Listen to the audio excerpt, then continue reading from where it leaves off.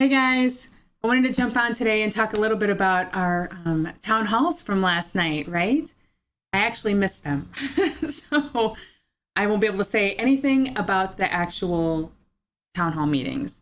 I was watching my kid play football, so I definitely got the better end of that deal. Plus, they won and they're 5-0, so even better. Okay, please ignore my hair this morning. You know, the bigger it gets, the more out of control it gets. So just ignore that and look here. Okay. Listen, there's a debate coming up next week, so we'll see if that actually happens or not. I think town hall meetings, I felt that was a terrible idea, but I'm not part of the unbiased debate commission. So until they invite me to, give my input on that, it is what it is. So I'm hoping that the debate set to happen in Nashville next week actually does. I think that it will be hopefully a good picture of what's going on. My hopes are, this big. My bar is not set real high, but anyway. But listen, so I jumped on today to try to find some highlights from last night. And because of journalism being in the state that it's in right now, I can't find an unbiased report from what happened last night at either debate. Okay. So I can't even speak to the actual town hall meetings from last night. But what I want to speak to is the trouble that our journalism is in right now, but not just journalism, the whole First Amendment. Listen, if you think that journalism is not biased in this day and age, then you're choosing not to see it. If you think that big tech and the mainstream media are not interfering in the election at this point, then you're just choosing not to see it. If you think that the First Amendment is not under attack, then you're choosing not to see it. There are 5 pillars that are protected under the First Amendment: freedom of religion, freedom of speech, freedom of press, freedom to peacefully assemble, and then the freedom to petition the government. So you can go to the government with complaints about the government. Freedom of religion, churches are still closed. Freedom of speech.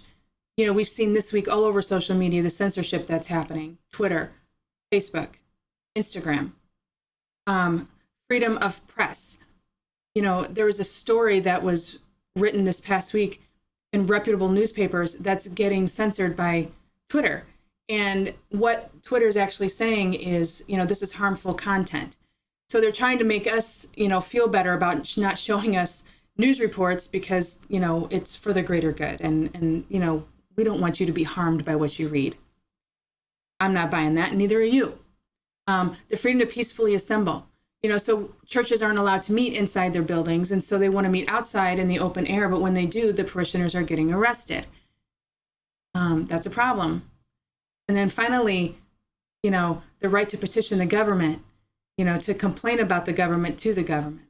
I have a feeling that as long as our current administration is our administration, that one's going to be left alone. I think that if you believe that because you're just a teacher in Warren, Ohio, or a preacher of a church of 50 in a small rural community somewhere, that this is not going to affect you or it's not going to touch you, I think that you're being naive.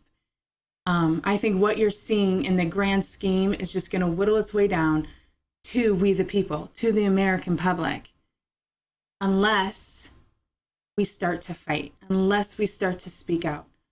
I've been in the church my whole entire life. I've been a part of church leadership for the last 25 years. If nobody's going to fight for the right of churches in the church, then who's going to do it? It's up to the church to fight for the church. It's up to the teachers to fight for the schools. It's up, to the parents to fight for education for their kids and to fight for the freedom to say what you need to say and what you want to say. Right now you're seeing all over social media attack on people's character, on their faith, on their religion, without any retribution or consequence. Yet once somebody publishes a story or says something that Twitter doesn't like or that goes against their personal belief, we can't let you see that. And that's what we're seeing. And it's not going to stop there.